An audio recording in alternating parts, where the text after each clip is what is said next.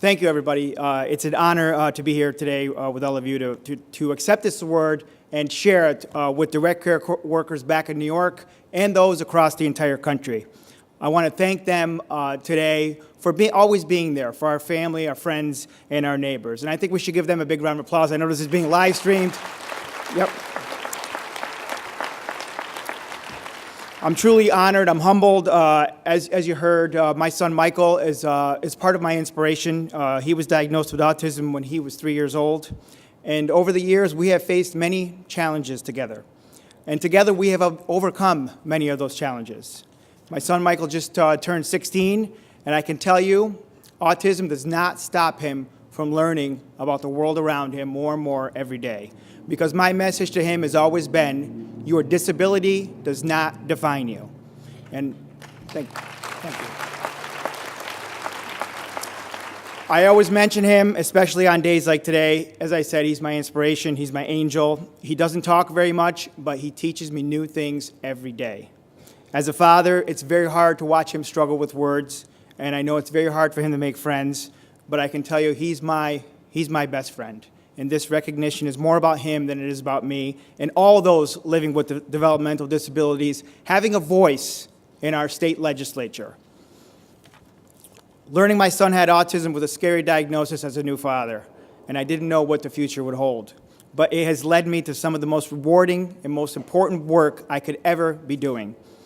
Now I serve as chair of the New York State Assembly's Subcommittee on Autism Spectrum Disorders that led to the creation of New York's first Autism Action Plan to expand services and opportunities. And as a state legislator, I work each and every day to create more of those opportunities for all those living with developmental disabilities in our entire state. And I'm also proud to support great partners like the ARC that's working towards that very same goal. And they have always recognized that quality support services cannot happen without quality direct support professionals. Let's give them another big round of applause. Thank you to the ARC. Thank you for the important life-changing work that you do.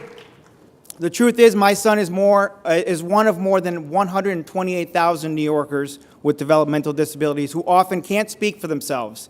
They're dependent on their families and the direct care for their health and their safety. Things like bathing, feeding, taking medication, help with basic skills like tying their shoes and brushing their teeth. And the agencies that provide these supports, they rely on government sources for most of their funding. And we all know over the years, the stagnant rates have made it so difficult to keep salaries above minimum wage, to attract and retain those with the most experience and the dedication that's very hard to find and not very easy to replace. Me as a father, I know just how important the staff that work with my son each and every day are to his success and his well-being. And I know from firsthand experience, these jobs are much more than minimum wage positions.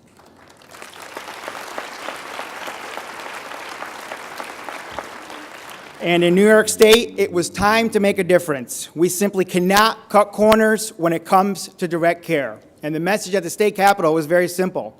They have been there for our loved ones, and now we have to be there for them. And we were there for them.